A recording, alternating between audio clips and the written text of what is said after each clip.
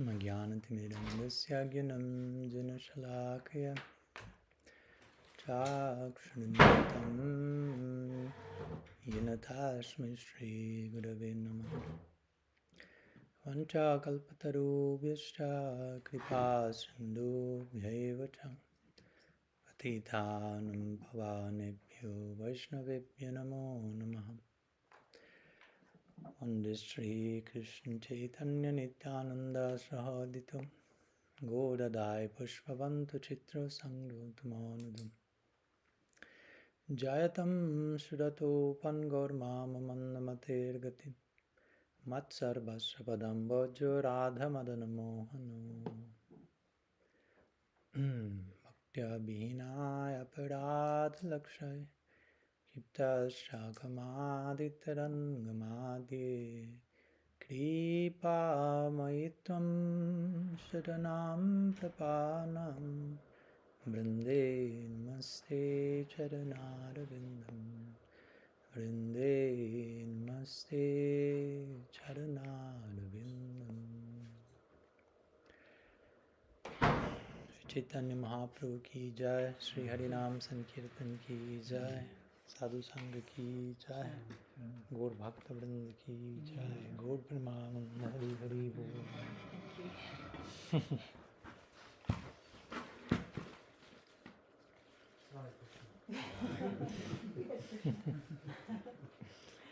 Krishna is hiding behind the third verse of Siksastakam. So, welcome to all of you. Thank you again for being here. And welcome for those who are coming for the first time today. And today we are continuing with our exploration of the third verse of Siksastakam. I'm trying to hopefully get a glimpse into how deep we can go and how there is no end to touch upon one point of infinity. No, one point of infinity is infinite. You don't need the whole line of infinity. Just touch one point and that's you have enough for infinity, for eternity. So the third verse is what we like to call the golden rule of the golden Lord. Inviting us, giving us a golden opportunity, making everything golden, and coming from the infinite one, from Ananta, Bhagavan. So whatever comes from the infinite one is infinite in its nature and in it's infinite in its exploration. So we are just spending 5 days trying to 5 days to address this verse. It sounds like too much, but it's just an appetizer. The full meal is always expanding. So yesterday, if I'm not mistaken, we had a first meeting. We did some sort of introduction to the third verse of Siksastakam. And yesterday, in our second meeting, we addressed the first line of the verse, Trinadapi Sunichena, when Mahaprabhu is inviting us to be humbler, or as humble as the quiet grass, or as we're putting this poetically here. So can we put the curtain a little bit if possible? Sorry. Thank you. Yeah. Thank you. Yeah, that's fine. I mean, if you over there need more curtain, adjust accordingly, please. Yeah.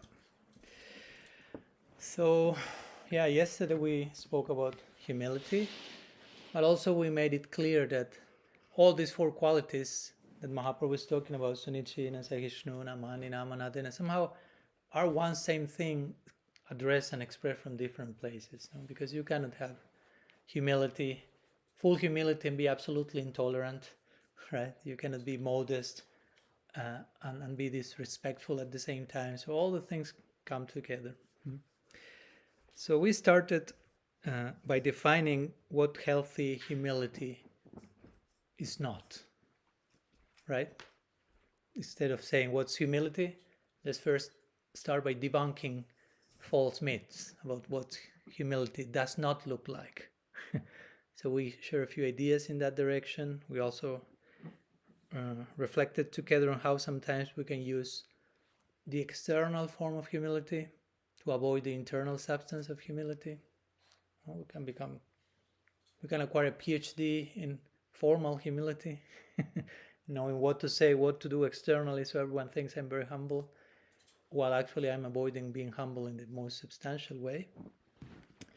And of course, then we started to define what's real humility. And we say different ideas. There's no one single definition that we can bring.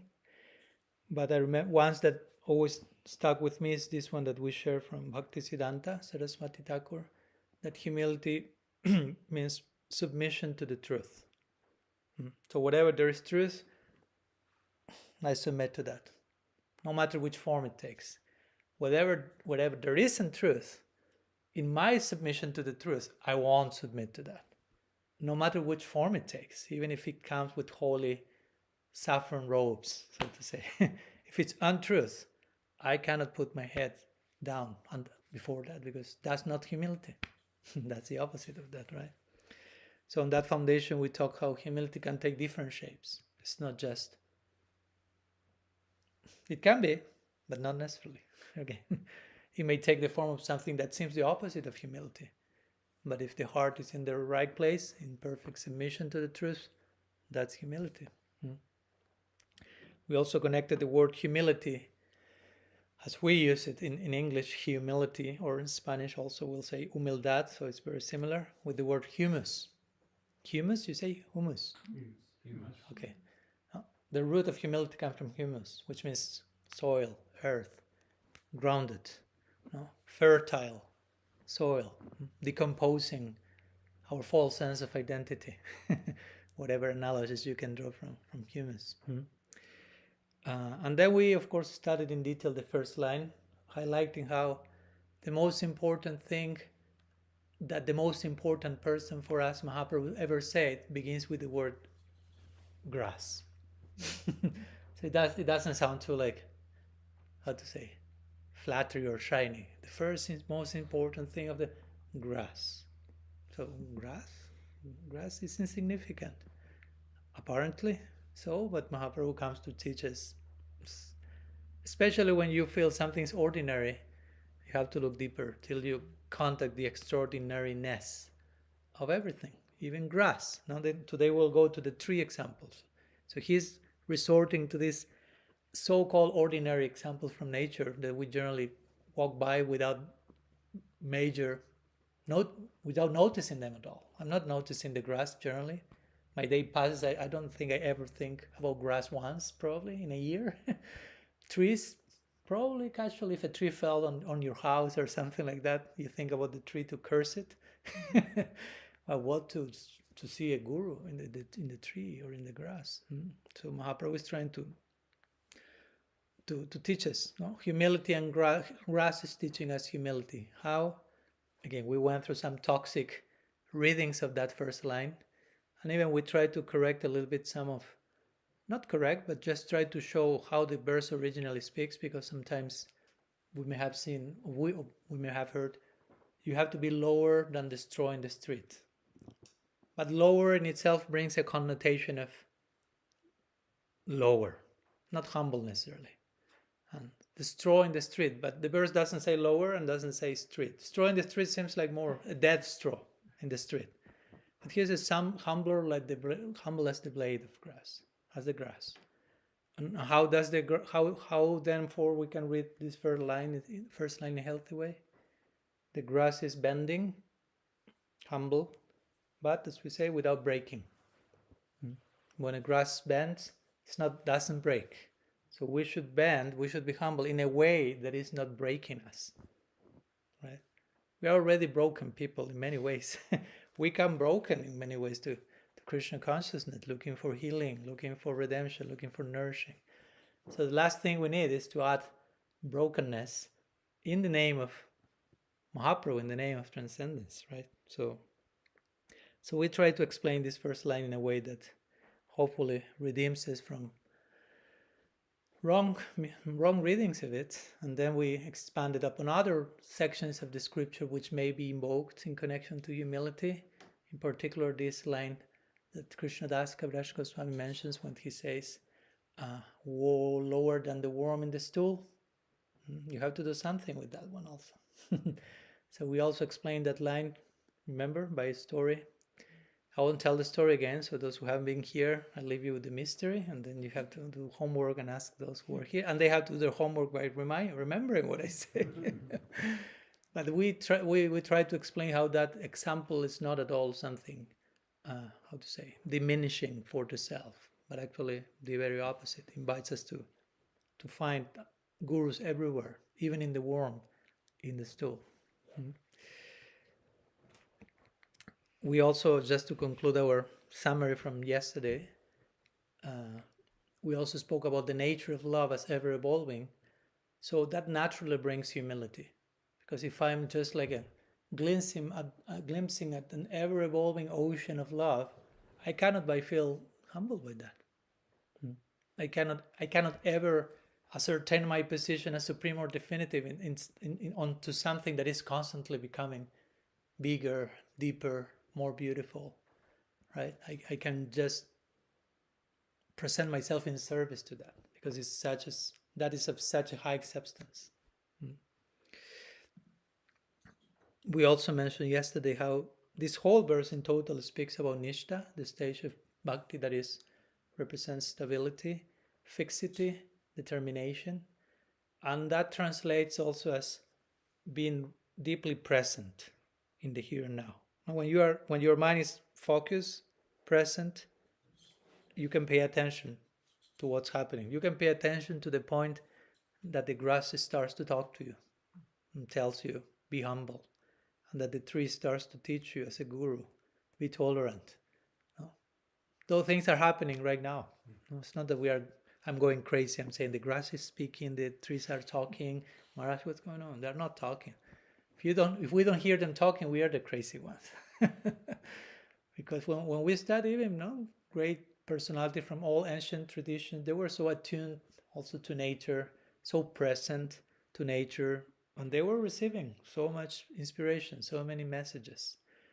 But I would say, especially in our modern age, our attention is so scattered. We are so absent that we may be surrounded by gurus, like Mahaprabhu is seeing in the grass and the tree, but we may not be listening. So Nishta means pay attention, pay special attention. And that's humbling. Again, when you pay close attention, you realize, wow, I'm surrounded by gurus, literally. And that's humbling. The grass is guru, the tree is guru. Krishna is the original guru. He's in every atom. I'm surrounded by gurus indeed. That's deeply humbling. So pay attention, listening attentively, presence, all this is connected to this verse. And then we concluded our meeting by talking about unconditional love. If you recall, we are trying to read each one of these lines also through the lenses of unconditional love. How the fact that Krishna loves me unconditionally without me doing anything to deserve that is so humbling. I'm receiving such a wondrous gift. And when I ask, look, why I received that gift, what's the reason? What did I do? Which is the earning? No, there's no earning. It's just pure, sheer, generous gift from Bhagavan. So humbling. He's loving me. He's loving everyone, not only me. He's loving even the blade of grass because he is love. So we conclude on that note, unconditional love. And this first line read through the lens of unconditional love. In between also we had one exercise of sharing, and then we had also a brief homework, voluntary homework, no forced labor, in inviting each of us to spend some time observing nature, even walking barefoot in the grass, trying to establish some relationship with the grass, again, with one of our gurus, as Mahaprabhu did, and trying to draw some lessons. So I hope you were able to have some experience in that connection and remind yourself, wow, I'm surrounded by, I have unlimited paramparas here on this soil, all right? Especially here, you're very fortunate. You don't have that much concrete. So grass, trees, so many paramparas surrounding you. So anyhow, that's what we saw yesterday. Just to keep that in context. Today we'll go to the second line of the verse. But let me recite the whole verse, and then we go to the second line. Trinadapi, Sunichena, tarorapi taroriba sahishnuna amanina manadina kirtaniya sadahari. We have this poetic adaptation saying, be as humble as the quiet grass, as enduring as the ancient tree, seek not the praise of man, but honor every soul you see. With this heart sing the name of Hari endlessly. Kirtaniya Sadahari. So today we want to concentrate our attention on the second line. Tarorapi sahishnuna. Be as tolerant or as enduring as the ancient tree. Just one line, 3 words, but we'll try to realize together how much content is there. It's not about the number of words, but the quality of the content in those. So as usual, as we'll conclude by seeing this line through the lens of unconditional love, let's begin by going through what we call via negativa, saying what healthy tolerance is not. That may be more, we may be more familiar with that than with the actual healthy one. So let's start with the familiar and see if that needs to be dethroned. So we get a proper idea of what is what. So I'm inviting you for brainstorming now. So how does basically toxic tolerance look like? I'll start kickstarting if it helps, like, I don't know, maybe passive endurance without healthy boundaries, which open the door for all types of abuse, physical, mental, emotional, allowing yourself to be exploited in relationships, in community dynamics, in the name of being tolerant. Justifying that to yourself, no, I have to be tolerant. That's not the tolerance Mahaprabhu is talking about here. Remember, all these verses, healthy verse. So all the things that it includes have to be found and expressed in a healthy way. What else? Ramachandra has something to say. Well, I can say intolerance, but that's very stupid. No, it's but okay. I was thinking that intolerance could be considered, intolerance to the proper thing could be considered appropriate, or not a form of tolerance because it's intolerance, but it's appropriate to have intolerance at times. But that's not really the question you've asked. No, but it's okay, it's a point. Yeah, the question is what healthy tolerance is not. And of course, intolerance is a way of saying that, but something else that looks like tolerance, but it's not healthy, basically. I'm too afraid to confront people, so then I just pretend to be tolerant.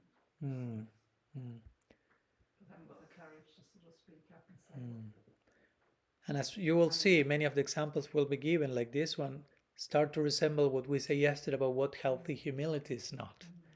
And it's okay, that's not redundancy, that just confirms how these qualities are like inextricably connected, right? So there's place for that as well. Yeah, totally.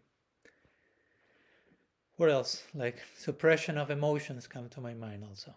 Like, I don't know, anger comes, you have to tolerate anger. But instead of tolerating anger, you are repressing anger. And as we were saying today, when you repress one emotion, you repress all other emotions. In emotional repression, you cannot be selective. Yeah, I will repress this anger, but all the other emotions will be expressed in a healthy way. Generally, all of them get shut down. So that can happen in the name of tolerance. I have to tolerate all the things that are coming, pain, suffering, anger, instead of I have to acknowledge them. I have to express them in a healthy way, not becoming a serial killer in the community. But sometimes, I don't know, just to give an example, if someone is mistreating me and I may be angry by that, that anger can be expressed in the form of setting boundaries so the abuse stops. So it's a healthy expression of anger. It's not about not being angry, but doing what to do, knowing what to do with that, right? No emotions are bad, as they say. There are only bad things we do with emotions. But the emotions are not in themselves bad. It's just a type of energy that you need to know what to do. Should we, Prabhu? Just another example, really, but enduring the requests of an institution or the expectations of an institution, and substituting your own personal needs in the form of health and proper self-care, basically. Mm-hmm. Yeah. Mm-hmm. Tolerating the demands of your own body, Mm-hmm.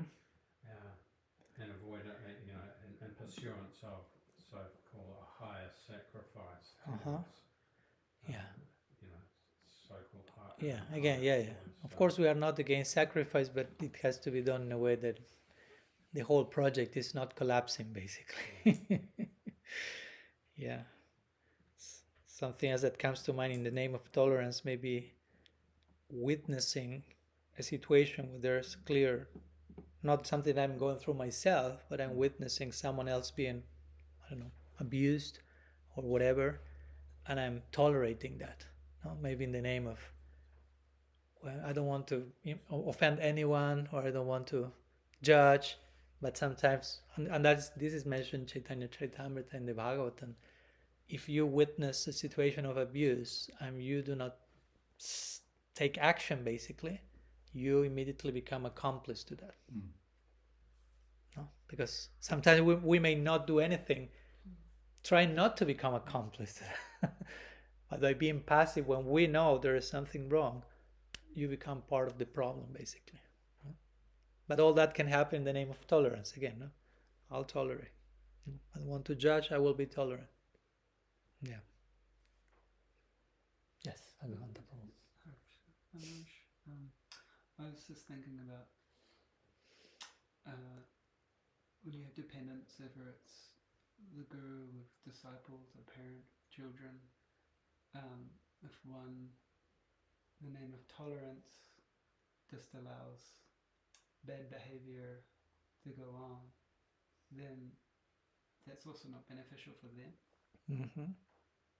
And maybe even the other way around as well, like for the disciple tolerates, or a child tolerates a certain bad behavior of a parent, and that can, so I'm just thinking about how for another person, one thing for how it can affect us when we misuse that tolerance, but also how it can affect others and their own growth.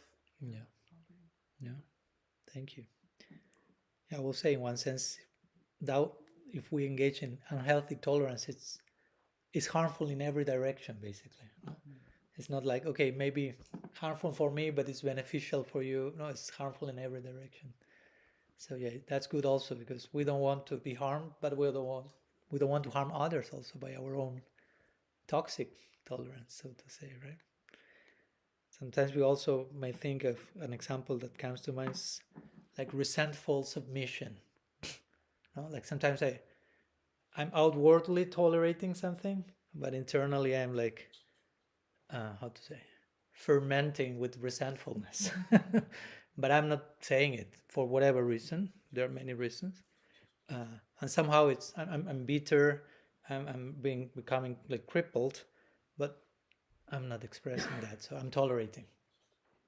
And again, that's not healthy. That's not taror sahishnuna. That's not how the tree, as we will see, tolerates. No, the tree tolerates in a way that remains being a tree. No, it's not that tolerates and after 2 days the tree collapses and falls. Somehow it remains, as we'll see, well rooted and growing at the same time upwards, downwards. No, that's what we should do in our spiritual project also. Not only upwards, but as I like to say, it's not only about transcending and ascending, but also descending. No? Grounding work and transcending as well. Yeah. Anyhow, so that said, there's more brainstorming to do for sure, but now let's shift, having mentioned what healthy tolerance does. How does it not look like? How healthy tolerance looks like. Of course, we already say it indirectly. Now let's say more directly. What is Mahaprabhu trying to tell us here? Taror sahishnuna. What's healthy tolerance? It's hard to say because it might vary from person to person. Yeah. Prabhupada talks about the tree tolerating being cut and tolerating all weather. Mm-hmm. But it might be artificial for us to tolerate things like that. Standing out in the weather. Mm-hmm. We can learn from that and draw a lesson that applies to our particular capacity, right? I'm just thinking about that story about in Mahabharata, was it Karna? He could tolerate a lot of pain, right, because he was a Kshatriya. And then the teacher said to him, "You're not a Brahmin, you're a Kshatriya. You tolerate pain." We got you. Yeah. So different people have different thresholds, right? Mm-hmm. Yeah. Chitrani? I was just thinking tolerating, like you were talking about all the baggage that we may have, and just being comfortable in that messiness. Yeah. Yeah. Acceptance, no? A word will be acceptance also, no? Like I accept where I am. I accept the things that I'm still dealing with. It's a way of tolerating. I have to deal with them on a daily basis, but there has to be some acceptance, because if I'm like, what's the opposite of that in English? I want the word, but it's not coming. I'm like, in denial of that, like struggling, not accepting what is already there. Resisting, yeah. If I'm in resistance to that, even if I try to tolerate, resisting what I have to tolerate, just like makes tolerance a hell, basically, right? Unsustainable. Yeah. So there has first to be acceptance of what I'm tolerating and understanding what I'm tolerating, why I'm tolerating. There has to be some understanding. I cannot just tell you, just tolerate that. It's like, why? Just tolerate. You can try, but after a few minutes, pressure cooking pot, like. So what else? Thinking about it, yes. Padmanabha Prabhu. One time when Prabhupada was instructing the devotees about preaching, particularly with university students, he said, you listen to them. In other words, you tolerate even nonsense that they speak for the sake of honoring, at least validating their thoughts, so that then they will listen to you. Yeah, and that makes me think about something we may go in a minute about also compassion. Yeah. Because the listening has to be not from, okay, I will listen to you, so you say what you want and you feel listened by me, and then I tell you what I want to tell you. But it has to be more from compassion, right? Because that's not, if there's no empathy and compassion, there's no actual listening. No, it's just a facade, like I'm waiting for my turn. No, speak. Ready? Okay, my turn now. That's not listening, right? Sometimes that's even in the spirit of patronizing people, and it comes across as this kind of condescending, almost arrogant. Yeah. What else about regarding tree? Let's say something about tree, tolerance and the tree. But you had something before that, or just sorry? I was just thinking tolerating happiness and distress. Yeah, we have the verse of the Bhagavad Gita. Yeah. It's the same marriage, Titikshava and sahishnuna, is it the same? Titikshava and sahishnuna. Yeah, there are different words of implying tolerance, basically. Yeah. I was also thinking that you have to tolerate so many different phases of life that you go through when you're embodied, like in birth, somebody dies, grief. What can you do about that? Yeah, every age has. Disease, so there's so much you have to tolerate. Yeah, every chapter has its corresponding main tolerance. No, like even if you say, okay, when I'm born, I have to tolerate being born. When I'm dying, okay, I'm sick. When I'm a teenager, I'm very energetic, but you have to tolerate being a teenager in itself. No, that's not bad. It's just like, it's a stage to tolerate. Existential crisis and ups and downs. Nothing of that is bad. That's my point. It's important for us to understand that to tolerate something doesn't mean that what we are tolerating is bad, right? Because if not, we approach tolerance in a very negative place. Okay, this is bad, I have to tolerate it. No, it's not about that. It's as we will see in a minute, why Mahaprabhu is given the tree as an example of, and how does the tree tolerate. So can you think about something regarding the tree in terms of tolerance? What does healthy tolerance look like in connection to the tree? For me, it comes a few things, but I was thinking climatic changes, mm-hmm. and with what Snoopy said, it's like climatic changes in our lives, Mm-hmm. and how the tree has to Yeah. tolerate. So we could say acceptance of dualities, no? Mm-hmm. Cold, heat. Once this is a duality, the tree is not protesting. The tree knows it will come, cold will come, heat will come. He's not like celebrating summer and depressed on winter. He's accepting, no? Accepting the duality first, no? Then you can welcome them, deal with them, but you have to accept there's such a thing as winter, there's such a thing as end of winter and beginning, because if you even have not even accepted that, you're still in battling the unavoidable. So it's a recipe for misery, right? So acceptance of dualities. What else? Compassionate understanding comes to my mind. Like the tree offering shade and shelter. It's a way of, while staying there, no? Like a way of being compassionate and understanding, extending that to others while accepting the dualities or what's coming. Some of you were raising your hands, sir. Who? I was just thinking that same Yes. what you were saying, and I was thinking, not just that, but the tree carries on to do that, despite however it may be treated by the very people that's serving. So they may come and not water the tree or not, looking after the tree, but they still come and take the fruits or the shelter or take the wood, or and that sort of tolerates and gives. Of course, like that's maybe a very high level for us to achieve to, but it's good to have it in the map. Yeah, as an idea. Yeah. Something else to Vikram Prabhu?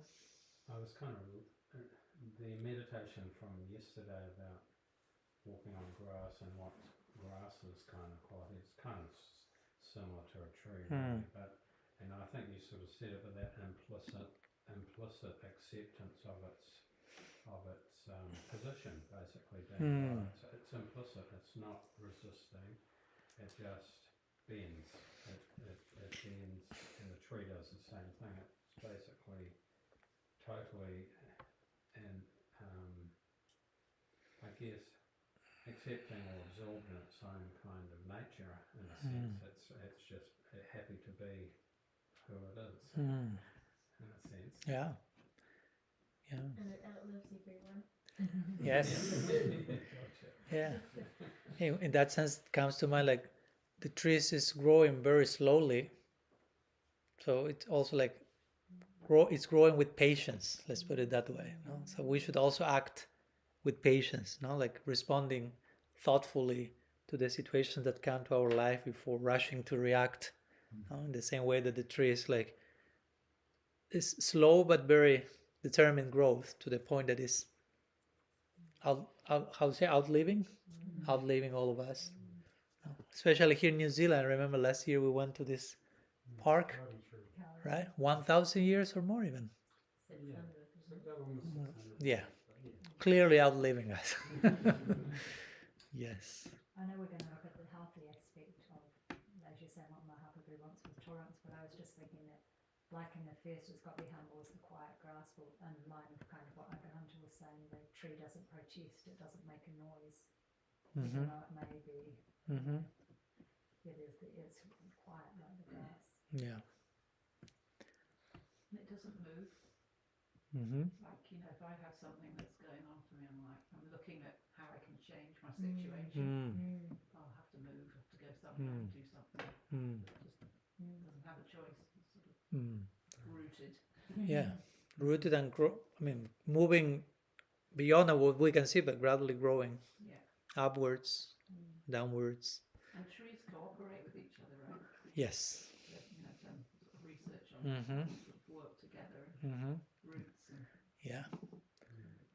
support each other. Yeah, there is a whole network. Here in New Zealand, one tree growing out of another tree. You've also seen shelter belts of one, because all the roots are connected with one tree and a shelter belt ties, they all do.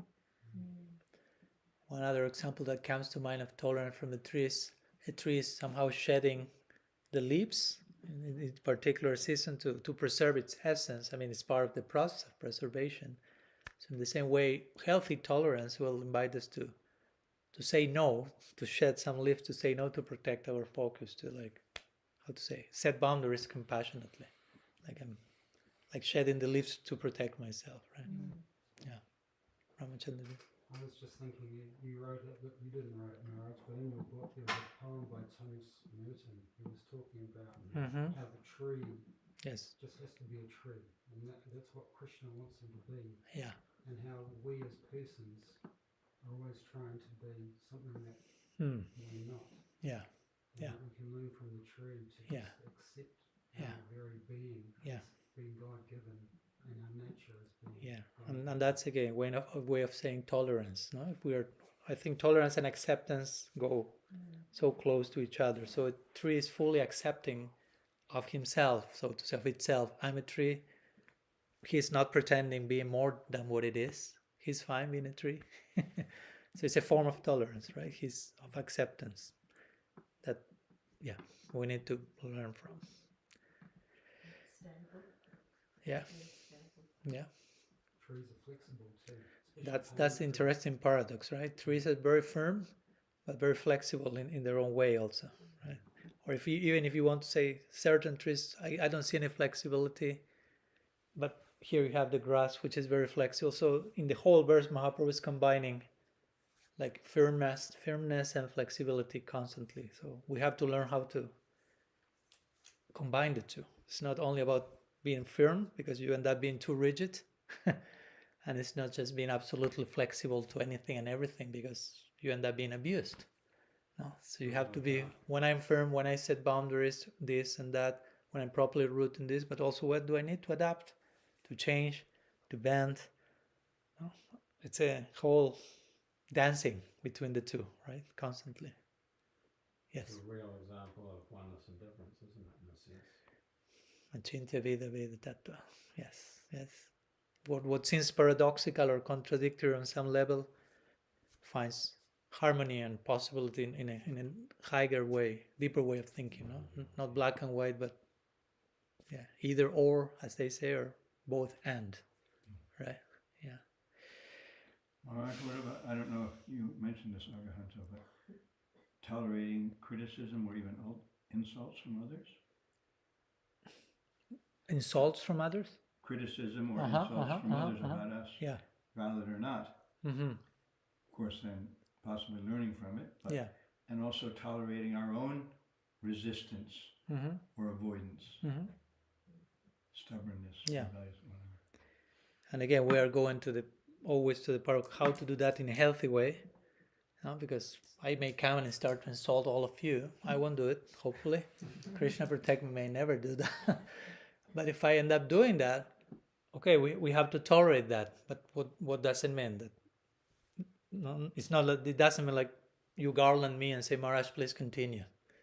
No, it means that probably I won't take it personal, and I won't feel resentful and try to counteract and like eye for an eye, how to say, tooth for a tooth. Tit for tat. No?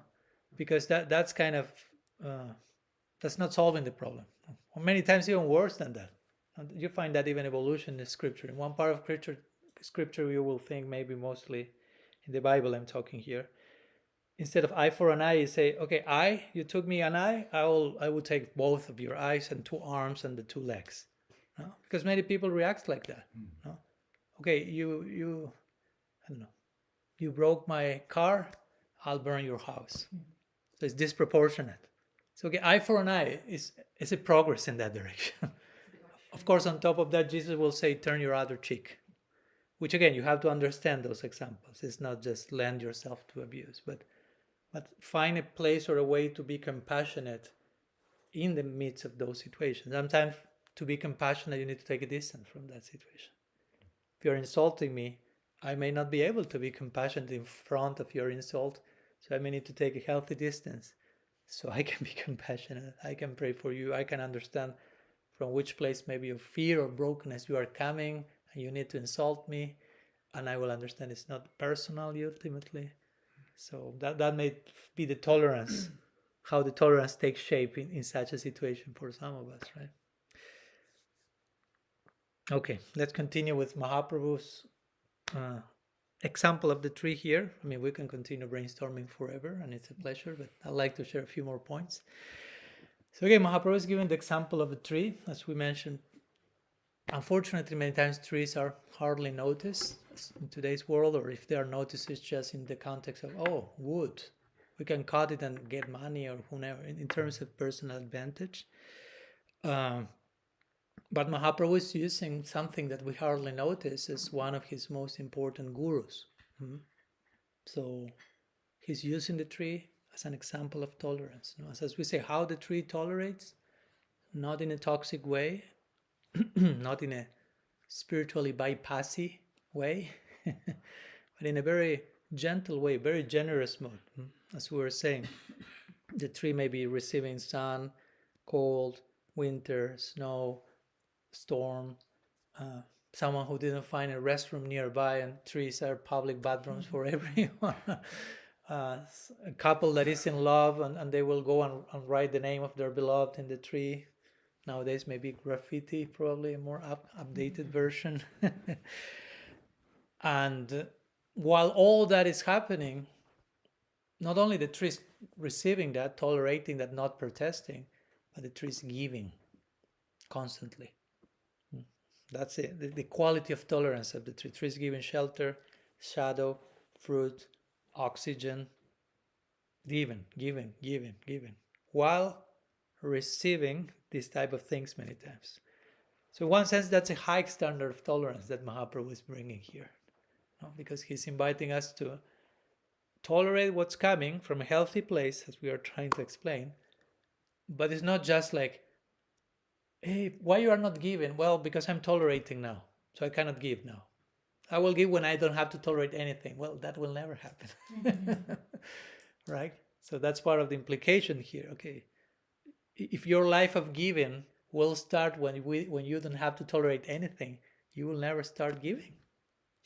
So we have to learn to tolerate in a way that we can give during the tolerance, so to say. So that the tolerance is not limited to me tolerating something or someone. That's not tolerance.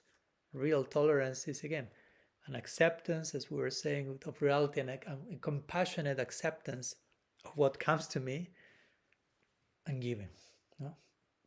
Giving from that place as well.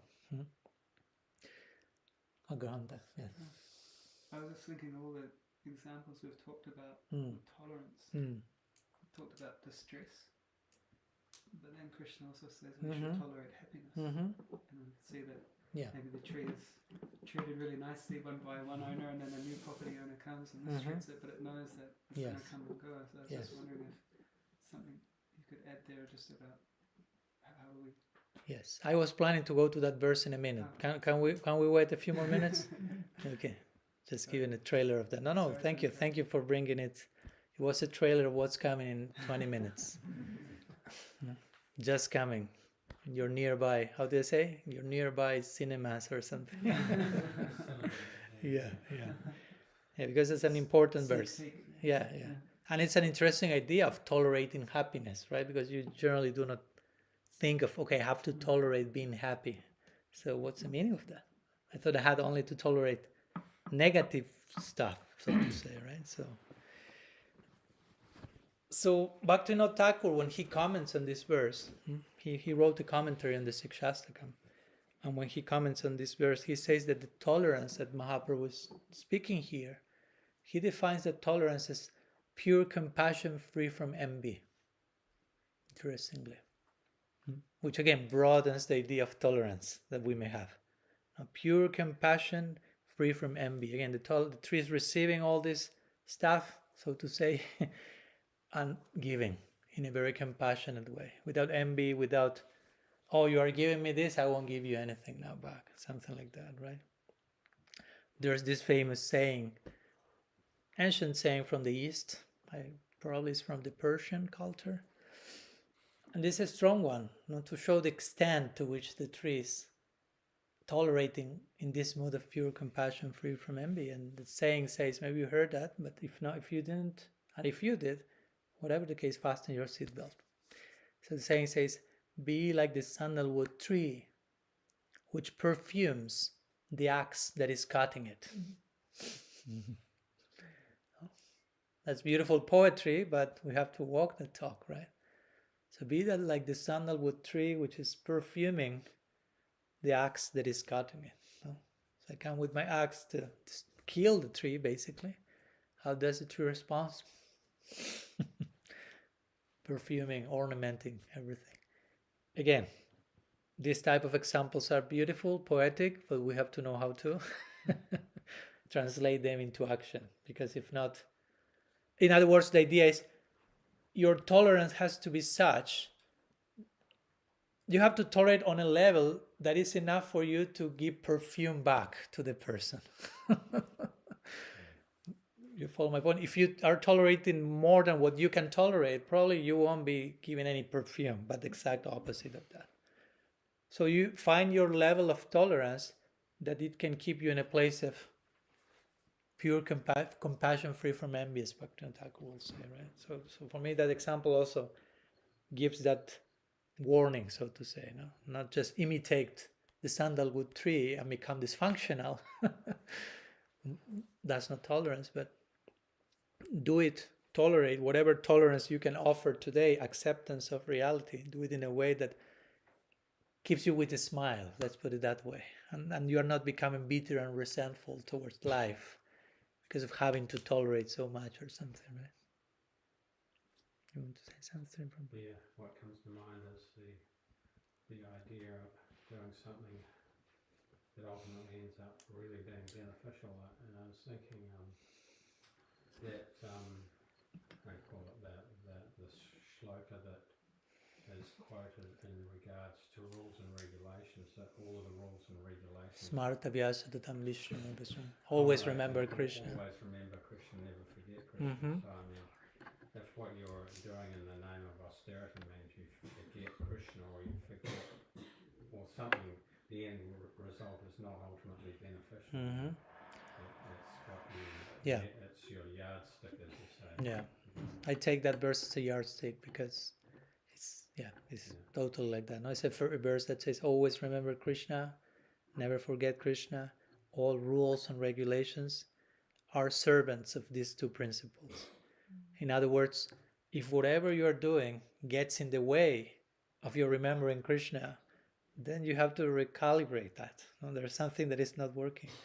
Even if it's tolerance, even if it's being humble, if it's disturbing me and Krishna got out of the picture, probably I'm not being humble or tolerating from the right place. So I have to find a way that keeps me focused with my goal, so to say. And I would say, of course, regarding the example of the tree given by Mahaprabhu, okay, the tree can tolerate in that exemplary way as we are describing. But again, as we are saying, the tree is very rooted as well as growing upwards. And as you may know, it's generally known that generally trees grow more in the roots than what they grow upwards. Sometimes even 2-3 times more. So in other words, the tree can go upwards.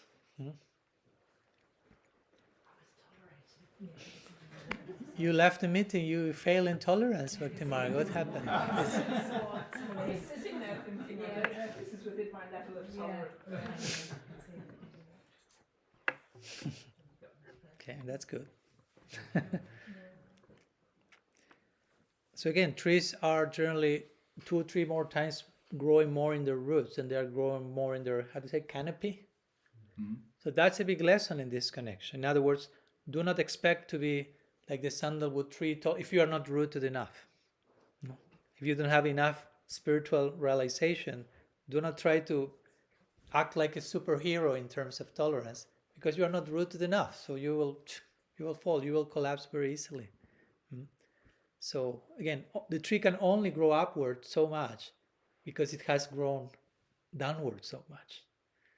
It has to be at least proportional. Though, as we see, there are even more roots. There's more growing downward than upward. So I'm repeating this again and again because many times in our tradition we have overemphasized ascending, transcending, and we become like too disjointed from our grounding in many ways, right? So it's a balance, no? Growing upward, growing downward, and then we can tolerate challenges and situations, but all of that depending on how rooted we are, how realized we are, how experienced. You cannot tolerate more than that. That doesn't. At that point, it doesn't. It does not. It's not tolerance anymore. Something else. Can I read one excerpt that I wrote, and I want to read it directly, and then we go to the raised hands. It's just a brief paragraph, just to close the idea. I like participation, so great that you're like, we are doing all this, creating all this together. It's not a one-man show here. Don't put me on that position, please. Just as a tree cannot grow beyond the strength of its roots, we cannot sustainably tolerate more than the depth of our grounding in Krishna consciousness. I'll read that one again with your permission. Just as a tree cannot grow beyond the strength of its roots, we cannot sustainably tolerate more than the depth of our grounding in Krishna consciousness. Tolerance becomes unhealthy or unsustainable when it extends beyond the capacity of our inner anchoring. Thus, true tolerance is not about forcefully enduring, but about drawing strength from a deeply rooted inner connection, allowing us to give generously while remaining balanced. Would you read that last part again, Maharaj? Yeah. Thus, in this way, true tolerance is not about forcefully enduring, but about drawing strength from a deeply rooted inner connection, allowing us to give generously while remaining balanced. So again, I'm just paraphrasing what a tree is, right? I'm saying that now, but actually the tree is saying all the things to us, right? So I think that important notion of the growth of the roots is so important for us to understand why Mahaprabhu is, he's inviting us to tolerate like the tree, but how does the tree tolerate? How does the tree grow and sustain itself? So some hands were raised a few minutes ago. I was just thinking of the relationship, it's all just synonymous realizations, but the relationship between tolerance and renunciation, and false renunciation as opposed to proper renunciation, because it's quite a relevant and prominent term in our world. Renunciation and false renunciation. Yeah. I think that for me as a renunciant officially, renunciation only works as long as it keeps your heart open. So you have to renounce in such a way that your heart remains open. In the name of renunciation, you cannot renounce your heart. You cannot renounce in a word that your heart becomes like a rock. So it's another yardstick. Okay, where's my renunciation taking me? I'm opening my heart. Is my heart blossoming like a flower? Or is like contracting and being restricted instead of expanded, right? So, and tolerance is something, if I tolerate from the wrong place, my heart contracts. If I'm humble from the wrong place, I'm restricting my sense of being. If I'm doing it from the right place, I will feel the blossoming. We know how it feels. We know that when it's actually opening. So we have to keep very much in touch with how we are feeling, basically, even with how the body is responding. Alejandro, you raised your hand a few minutes ago. Yeah, I was just an observation in gardening that and it relates to, I think, trees as well, but like the tomatoes, a lot of experienced gardeners will say, oh, it's good to plant them very deep. So then they're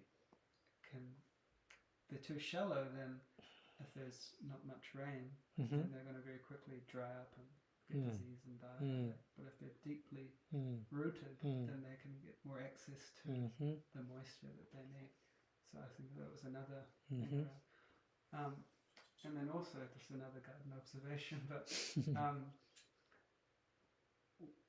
and this, you have I a guess big this- responsibility being a gardener. Now, after going through these verses, like you're surrounded by gurus at every moment of and your this life. relates to the Supreme Gardener's verse here that Yeah. if just superficial watering, especially because I'm growing a lot of tomatoes, the best is if you give them deep watering, and you can do it less frequently. If you deep water it, then they can, they do really well. But if you just quickly run through there, it's just on the top level. It's not getting to the root, and so it's just getting it relates to obviously the chanting and Totally. verse here. Thank you. Good to have a gardener here for this, especially for this third verse of Siksastakam. And I appreciate that you make the point that Mahaprabhu himself identified himself as a gardener in the Chaitanya Charitamrita. So I have a few things to learn from that. Maharaj, can I ask? So it sounds like you're indicating that if I'm tolerating properly, healthily, then I'll feel enlivened, I'll feel my heart opening, I'll feel encouraged, inspired, enthusiastic. Because again, tolerance has to do with, I would say, acceptance, compassion, acceptance of myself, acceptance of what's coming to me in my life. And acceptance has to do with accepting who I am and what's coming. Accepting of myself in itself opens the heart. You're living from the place of who you are. So we are accepting who I am, which are my capacities, which are the situations coming to my life. I cannot fight against them. I cannot resist them. They're coming. I accept. I forgive them. I will go there in a minute, because one way for me to translate tolerance here will be forgiveness also. But we'll go there in a minute. So I think it's a good symptom for us to be introspective and say, okay, is my tolerance making my heart blossom? I feel that my heart is blossoming, blowing, expanding, or I feel the opposite. So I'm going to the verse that you were asking about a minute ago. This verse and one other verse that I think Trivikram Prabhu quoted the other day, Tatenu kampam sushamikshama, and the verse from the Gita, Matra sparsas tu kaunteya. Both speak of tolerance, of different types of tolerance, I will say. The verse of the Bhagavad Gita, which is chapter 2, verse 14, if I'm not mistaken. Krishna is saying, as the different seasons come and go, you should tolerate the appearance and disappearance of dukkha, sukha, dukkha, happiness and distress. Of course, when Krishna is saying happiness there, he's not talking about the bliss of bhakti. No, he's talking about the happiness that becomes distress and the distress that becomes happiness. The two sides of the coin of the illusory experience of happiness. It's not saying, when you are happy because of bhakti, tolerate that. No, that's something to celebrate. But the other things that come and go, that we know come and go, we have to tolerate them. Tolerate understanding there is a beginning and an end to this. That's the example he's given. Winter, summer. We clearly know there's a beginning and an end to those seasons. So I cannot be extremely joyful, because that will become extreme misery when that's over. And I cannot become extremely miserable, because at the end that will end. And so he's talking about that happiness and distress that has a clear beginning and end. So we should just know that that's the case and not reject them. We are not hating summer, hating spring, because it comes and goes. We love them as they are, but we know they will come and go. So we accept, but we don't become clinging to, dear spring, please last forever. Even in Golok Vrindavan, they have different seasons and all that. There are different forests. Govinda Lilamrita is described. There is a forest season, a winter season, a rainy season, a rainy forest, a winter forest, a spring forest. So there's even variety in that realm. So Krishna speaks there more about the type of tolerance with the intelligence, I will say. Krishna says, understand that there is a beginning and an end, and on the basis of that understanding, tolerate. Again, we need some understanding to tolerate. That's the point. If I'm commanded to tolerate and I don't know why, and nobody's explaining me, I won't tolerate. I may rebel to that, or I may try to tolerate from a very dysfunctional place. So our intelligence needs some explanation, and then we can tolerate. Although it's hard, it may be too cold some days, too hot some days, but what can I do? No? Should I get depressed because today is not as as hot as some other day? No, it is what it is. So that's the base of that verse, which of course again is counterintuitive for how many people think, because for most people it's like when they get some happiness, they want just to extend that forever. No? That happiness, material happiness. So they want just to extract the juice as much as they can without understanding it's over. It's over the very moment, in one sense, that it came. It starts to be over in a period of time. Instead of accepting that sequence, more. And of course, when it's no longer there, distress comes, and we are not accepting the distress. We are not connecting the distress with the other happiness and how we reacted to this. And anyhow, we know what entanglement means. Now, the other verse of the Bhagavatam, Tatenu kampam sushamiksham munjana vatma kritam vipakam hridbhat bapurdir bidadam namaste jiveta jumukti pade sadhaya bhak. This is a verse from Brahma Stuti, the prayers of Brahma after Brahma's bewilderment, probably the most famous prayer of his series. There are 40 verses. I think this verse, chapter 14, verse whatever. It's one of the first verses. So he's saying to Krishna, for someone who is earnestly looking for your grace, so he's qualifying the statement, someone who is really earnest for your mercy, that person will tolerate the result of his previous actions, while Hrid Bhat Bapur Bir Bidanandam, with body, Bapu, Bak, words, Hrid, heart, praising you. So it's another level of tolerance here. In the Gita, Krishna is saying, understand the beginning and end of the passing seasons and the passing emotions or whatever, tolerate with your intellect. Here Krishna is saying, while tolerating the results of your previous misdeeds, taking responsibility for that, praise me with words, heart, actions. It's another level of tolerance. It's a very devotional tolerance. Krishna says, he who does so becomes a rightful heir, you say in English? Heir? Yeah. To divine love, ultimately. And for me that's important, because that verse is saying you tolerate, again, what's coming, and with all your faculties, praise me. So again, the idea is, unless you tolerate what you can tolerate, you cannot engage in praise of Krishna with all your faculties. You will be too disturbed, right? If I'm trying to tolerate more of what I should tolerate, probably I won't be engaging all my faculties in praise of Krishna. I will be somewhere else. Again, I won't be able to always think of Krishna and never forget him. So for me, this verse is also given that idea. You can only praise Krishna with all your faculties as long as your tolerance is realistic, healthy, sustainable. If you go into superhero martyr mode and try to tolerate more of what you can, you won't be able to. You won't be able maybe to even survive. What to speak of praising Krishna? No? Like, I don't know. I remember Vasudev Datta, this associate of Mahaprabhu, who will tell him, please put on my shoulders the karma of all living entities, and you liberate all of them. I stay here. Who can do that?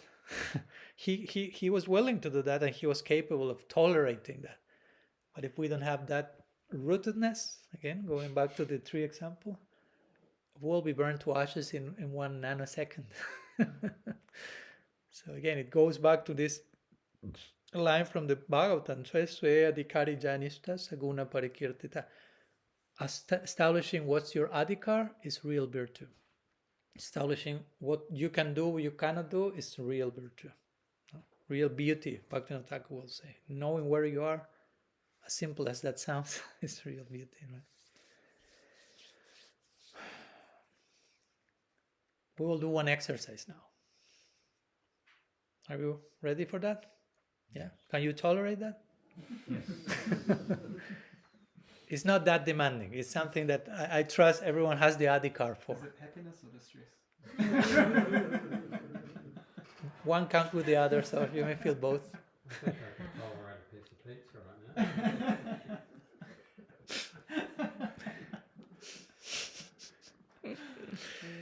So what we'll do is again, like we did the other in groups. How many are? One, there's one, Samukhi, 1, 2, 3, 4, 5, 6, 7, 8, 9, 10, 11, 12, 13. 14. Why? Why me? Why not? Maybe Swami needs to, maybe I'm tolerating going to the bathroom and I need to go there while you're doing the exercise.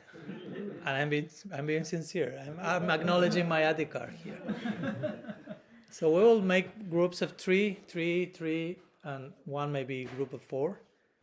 So the idea is like for 10 minutes or so, and then we return for a few more minutes and we conclude. So we will assign, in each group, one person will play the role of the tree. Each one will play the tree. We will take turns for that. So others in the group have to present like one or someone, some challenge, like some criticism, ingratitude, conflict, something that to be tolerated. Right? So then the tree, whomever represents the tree, have to respond with taror appreciation, with a healthy tolerance, however it comes. No? Compassion, acceptance, generosity, and so on. And then you can rotate roles, and everyone plays the tree, and everyone else comes with the axe to the tree, so When to you say. say play the tree mode, do you mean be a human but act with the tolerance of a tree? No, you have to paint yourself green. You have to put some apples here, standing like this. Oh, that's easy. Can we set boundaries? Huh? Or do we have to just accept it? Whatever you feel, it's a healthy way of responding to that. I mean, there's no one single formula, as we say. As humility takes different shapes, tolerance takes different shapes as well, right? So what would be an example that you would say to the person who's the tree? If you are a tree, what will I say you? I hate you. Oh no. I mean, I love Ramachandra, but I'm playing the axe here. No? So what do you do with that? What? Person, but I have to have that tolerance. Yeah, I mean, and again, tolerance doesn't mean like, yes, you are right. I'm worthy of hate, or now I hate you back. But how to respond to that, according to what we have shared so far. The tree will accept everything, whereas me as a person, Yeah, how much? level of tolerance would be different. To that. Yeah, exactly. And there are different trees also, right? There are trees which are more rooted than others. So again, drawing the essence of what the tree is teaching to us, and according to our adhikar, our capacity, how we can represent that spirit. So you're saying according to our own adhikar, how would we respond with tolerance? Not just some absolute standard of No, what of we course. should do. No, of course. That's not what we are trying to convey in this meeting. No, so do it in a healthy way. Okay, so you rotate in total 10 minutes, not more than that, a little bit, 10, 15 maximum.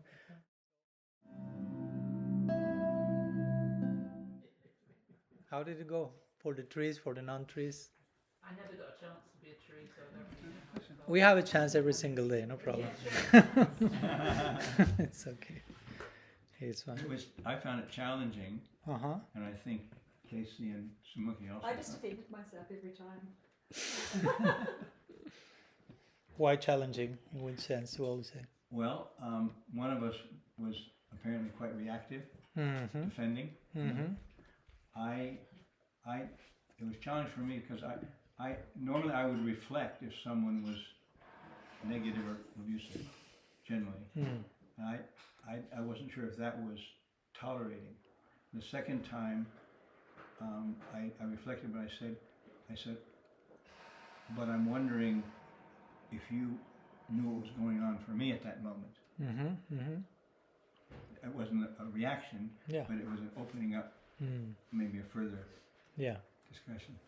And of course, needless to say, this exercise there's no like correct way of doing it and wrong way of doing it. So it's not about let's see if I pass the test or if I fail miserably. It's just exposing ourselves to certain dynamics and see what comes, no? To make it a little bit more experiential, translate the theory to the experience. So okay, so we can spend a few more minutes, if you can tolerate me, with a few more ideas before we conclude today's gathering. And I'd like to again, as I mentioned to you, we have talked about tolerance in terms of acceptance, in terms of compassion, and I'd like to go to the point, to the word forgiveness now, which I think is very, very appropriate to flesh out what tolerance is actually, no? In connection to what Bhaktivinoda Thakur said again, free compassion, pure compassion, free from envy. So again, even when attacked, the tree is not retaliating, the tree is not hating, the tree is not becoming bitter or resentful. It continues to give, or even more especially, it continues to forgive. And there comes something very interesting, because the word forgive, the etymology of forgive means to give, and for means completely. But also forgive can mean to give away. No? So in other words, it can mean, like for me to give away is like to release, and so I can give completely. No? So if you're attacking me, I give away resentfulness, I give away taking it personal, I give away all the things that do not allow me to give completely. No? So forgive. Now, when you are forgiving someone or something or yourself to begin with, that's a form of giving, right? Ramachandra, you are raising your hand. Oh, sorry, Maharaj. Just there's a saying that says how God gives and forgives, and we get and forget. Oh, I didn't know that one. That's a good one. Thank you. I like play of words. That's a good one. I cannot do them when I give a Spanish lecture, because sometimes the words are very different, but in English it works. I have to find the Spanish parallel to that. So in other words, again, to forgive means to give away, to release, to release anger, release resentment, release bitterness, release all these burdens that sometimes we carry with us for lifetimes, basically in the journey. And of course, I'm not saying forgetting in the sense of, sometimes they have this saying, forgive but not forget. No, in the sense that someone abused you or someone, okay, I won't forget, not in a resentful way, but I learn from the experience, so I'm not that naive now next time, but I have to forgive. And of course, the forgiving cannot be also, I have like a forceful, okay, he abused you 5 minutes ago, forgive him. No, it may take time. It may be a process. It may take years. But it's healthy to keep in mind that forgiveness is a way of giving ourselves. And again, many times, all the things that I'm telling, forgiving, starts at home. Many times we forget how little we forgive ourselves. Like today, I recorded in the morning a podcast with Sukha Bahadasi. We were talking today about it. And at one point I shared with her this quote that I shared a few times from, and I think I shared with you some days ago, from Dorothy Day, where she was saying in our first class, I only love God as much as I love the person I love the least. And in the context of our conversation came the idea, okay, I only love God as much as I love the person I love the least. And that person I love the least is generally me. Many times, no? Because many times we treat ourselves in the way worse than how we treat everyone else. No? All the things that we tell ourselves, we don't dare to tell to anyone else. Right? So when we are talking here about forgiveness, try to bear in mind it's not just always outside of ourselves. We need also to learn to forgive ourselves. That's a way of being tolerant with ourselves. No? Forgiving. So try to make these two words one in your mind. Tolerating means forgiving. It means accepting the reality of things with all their messiness, with all their imperfection, and forgiving.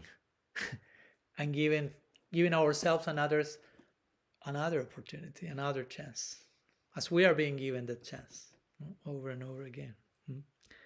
It's a profound act of generosity, of offering ourselves to others, but to ourselves as well. And again, as I say, sometimes in certain situations we may need to take a distance from certain people in our attempt to tolerate. But even in that case, we are called to forgive. If it may take time, but that's the invitation from Krishna himself, from all our greatest masters. In all traditions, you will see this constant invitation to forgive, to free our heart from the chains of resentment, of bitterness, of hatefulness, and to give myself the gift of peace. If I forgive you, I'm giving peace to me, and I'm giving peace to you also. Even if I cannot tell anything to you because of circumstances, we have to be in the distance. But in the distance, I can work on forgiveness. And that's tolerance also. That's tolerance. So it's challenging, but it's transformative, in the same level.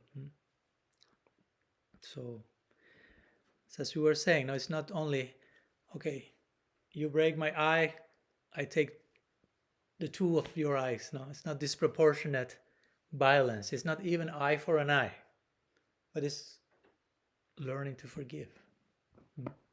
In a healthy way. Again, as we were talking about tolerance in a healthy way, forgiveness have to come from a place that we are growing.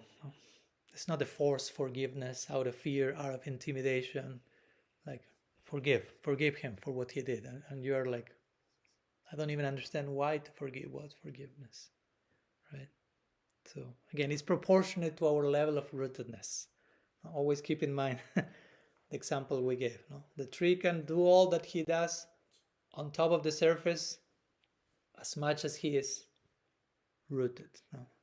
So we may have these beautiful ideals of extreme forgiveness, of extreme tolerance that are inspiring, but of course, in practice, we may fall short of that. But we keep them in mind as an ideal, and wherever we are, we try to follow that according to where we are.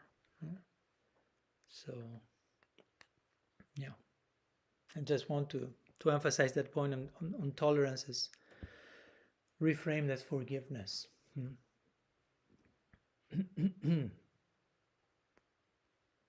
We're all very silent now. I've got a question.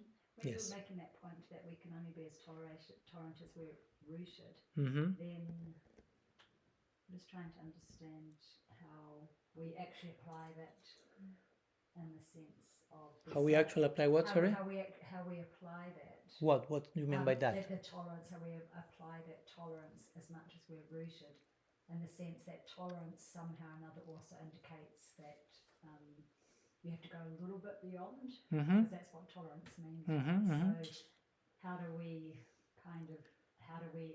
ascertain our root and our level of tolerance? Yeah, of course, we may not be able in the moment. Okay, let me check my level of my current Adhikar level. I'm 7.5, so okay, I can tolerate you. We cannot do that. It's sometimes like how to say trial and error. No, it's part of the learning curve, and many times we learn, as Richard Rowe will say, we learn more by doing it wrong than by doing it right. So it's okay. No, we shouldn't be afraid of failing, because we can always learn so much from that. But of course, we should have some, like, as much as we can, some healthy, rational, realistic criteria of where I am, and trying to, again, not to be over complacent, but to challenge myself a little bit, or accept the challenge that is coming from beyond myself. But also feel how I'm reacting to that, as we were talking about these yardsticks. Is my heart blossoming? I feel I'm growing. It's difficult, but I'm feeling like I'm alive, I'm growing, or it feels like crippling. Crippling, you say? Yeah. No, it feels something like contracting. I'm going too much. It feels like overwhelmingly demanding. And I think we all have been in all those scenarios. So we know how each one tastes like.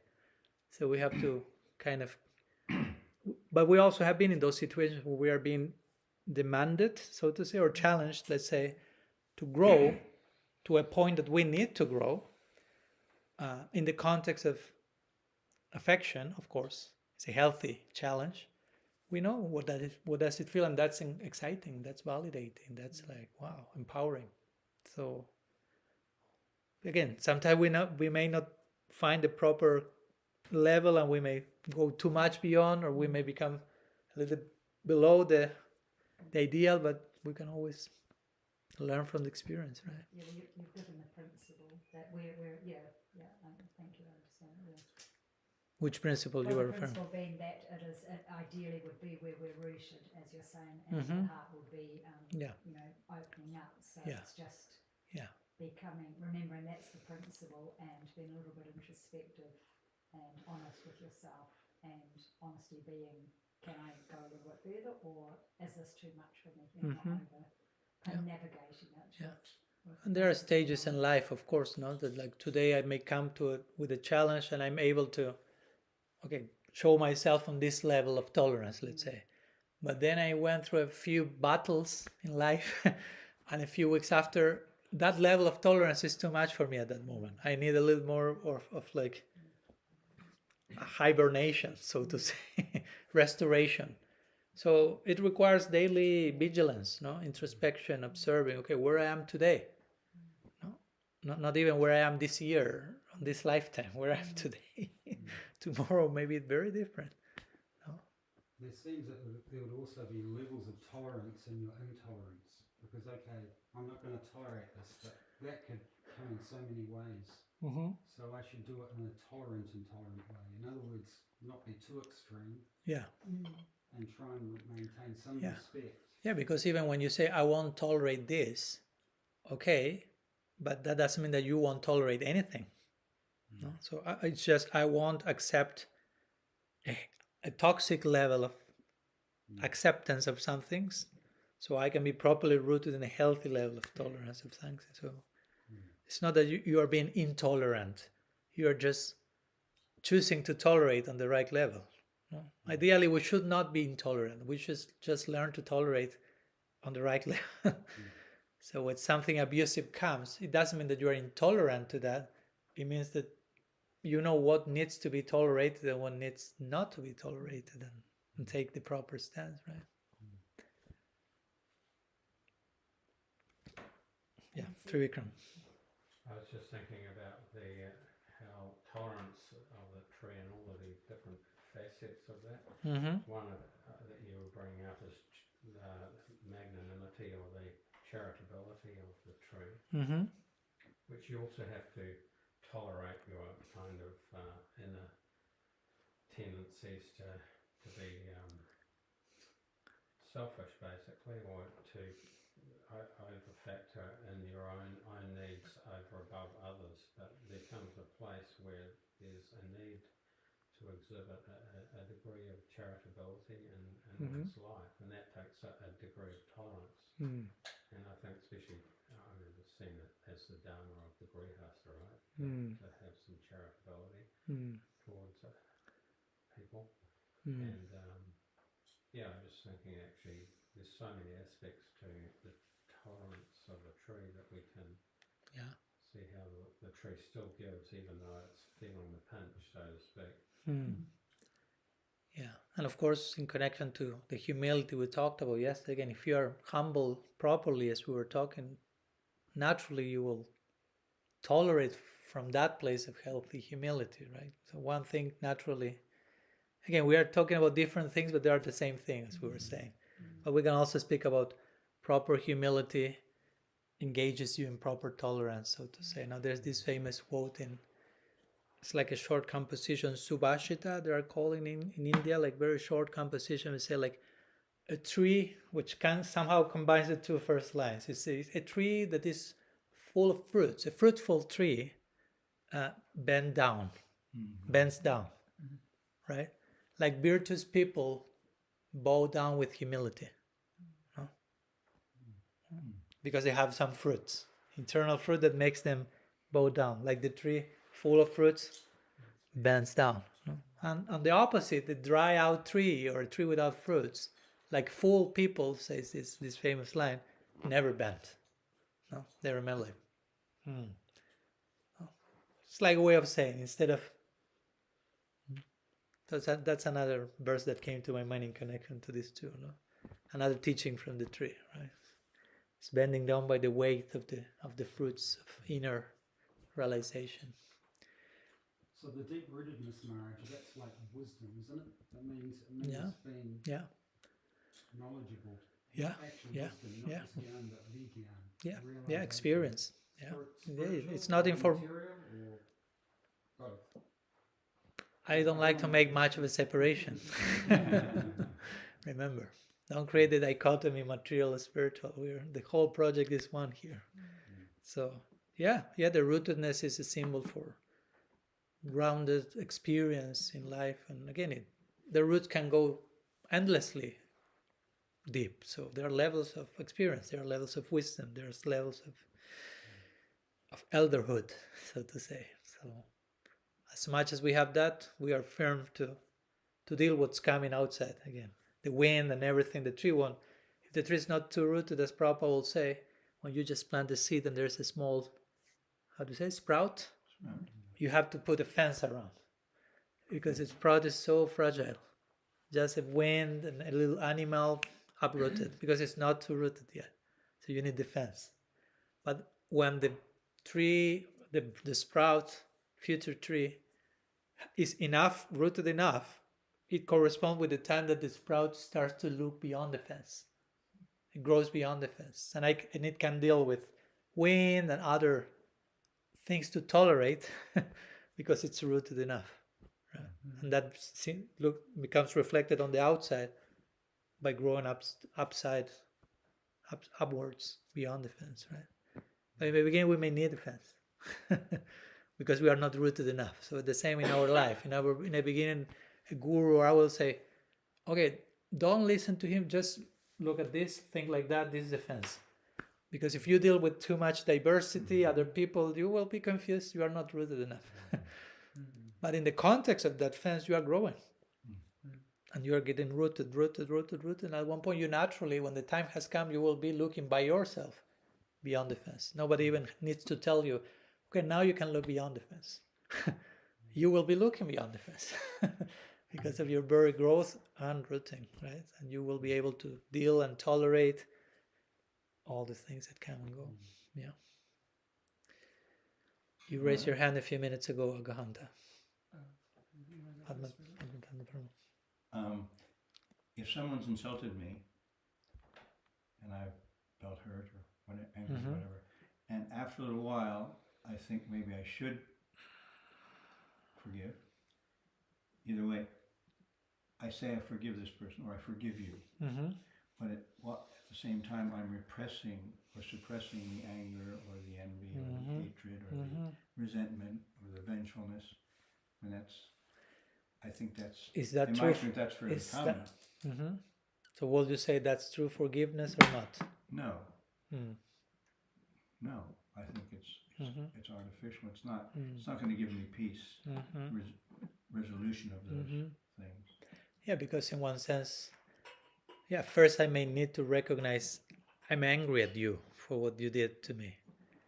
And on top of that, I forgive you. Right? I mean, when I reach to the point I forgive you, is having acknowledged the harm I received. Because if I do not acknowledge any of that, I'm not forgiving anything. Basically. You follow my point? If you did something really bad to me, but I kind of like do not see any of that, I do not recognize what that created in me, I say, I forgive you. I'm not forgiving the person, and I'm not being, again, healthy, nor to me, nor to the other person. First I need to go through, okay, this felt wrong, this felt abusive, I'm angry, I feel this. And on top of all that, whenever that moment comes, I forgive you. But first we need to go through all that messiness also. No? Forgiveness is not just like a device, escapism device. Because as easily everyone can say, okay, I forgive you. Okay, and that can become even a toxic relationship because it can become abusive to you, and you become accustomed to forgive me without going through what you are feeling. It says, I forgive you, I forgive you, I forgive you, and I abuse you and abuse you. So we could say, we could say, I'm working on the process of trying to forgive you. Yeah, but it's a process. Yeah, but maybe we may need to first tell the person, I'm angry. And we may need to tell that to the person, like to help the person to acknowledge what you did hurt me. And in time I'll forgive you. Yeah, this is part of my process of forgiving you. Yeah, and it's important that, because sometimes if someone tells me I'm angry at you because of what you did, generally we don't see that as, oh, that's part of your process of forgiving me. We think the opposite, like, why you are attacking me? Why you say? So it's important that that's being done and felt from this part of my forgiving process, as much as it feels or sounds like the opposite. If I'm doing it consciously as, because I want to forgive you, first I need to tell you how much you hurt me and how angry am I at you now. It's not my plan to remain here forever, but this is what's going on now, and I need to bring that, so finally I can reach that place of real forgiveness. And that will be redeeming for both of us. Not only for me saying you are forgiven, but for you receiving my forgiveness from a genuine place. And when that happens, it's transforming for both parts. If both are relatively open to have the type of exchange, of course. In some extreme cases, unfortunately, you have to do your process by yourself, but the other person may not be willing to talk, to listen, to anything, to acknowledge anything. But still you can do your part. And it still will be redemptive for you and for the other person on some level at the distance. So, yeah. Let's conclude with one note in connection to taror, sahishnuna. I know everyone is tempted to continue sharing for eternity, and that's the idea. We have eternity to continue sharing, so that's great. But as we were concluding these other lectures, let's touch on the note of unconditional love, which I feel is a very powerful healing point to go always. No? Krishna loves you unconditionally, accepts you infinitely. So how knowing that can help us to embrace the second line of Siksastakam, taror, sahishnuna. And for that, I'd like to read you a brief excerpt from a forthcoming book that I'm writing on unconditional love. So I'm giving you the trailer, exclusive trailer. It may be super edited eventually and will sound very different to this, but this is the raw draft so far. Because I've written a chapter on the third verse of Siksastakam through the lenses of unconditional love. So one way in which we can embrace this second line through unconditional love is when dealing with people we find difficult to tolerate. We should remember that they, too, are unconditionally loved by Krishna. The person I'm struggling with is an eternal recipient of God's causeless mercy. It doesn't mean that you stop seeing what's going on, but you are bringing a bigger picture. No matter how the other person is horribly acting, or I'm horribly acting, but talking about others in this case, they are loved by Krishna. Sometimes we forget that very easily, especially when someone is,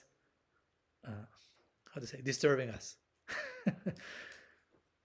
So I think it's a healing point to bring that back to the picture. Okay, that person is loved by Krishna. It's not that Krishna is celebrating whatever wrong he's doing or she's doing, but the Atma in itself is being an object of love for God.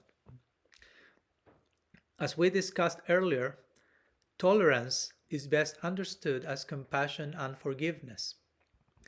In this light, we can meditate on how Krishna has been tolerating us compassionately and forgivingly from time immemorial. It will do no harm then to extend the same favor to others, reminding them and ourselves of how Krishna continues to accept each of us in his loving embrace. So that's another way of thinking, as we were saying many times. It's not so much I have to tolerate. I'm being tolerated by Krishna from time immemorial, with love and compassion.